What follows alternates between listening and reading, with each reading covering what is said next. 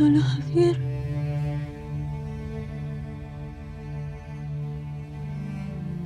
Apo ko. Masayang-masaya naman ako. Nagkita tayo muli. Alam mo ba, na miss ka na namin ng nanay Mona mo. Uuwi na tayo. Halika na.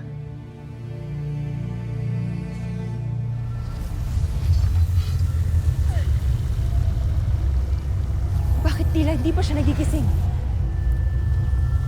Nakatitiyak ba kayong ito lamang ang ating dapat gawin? Sinambit din sa amin. Nakitera pa rin ang huling hakbang upang siya ay mabuhay muli.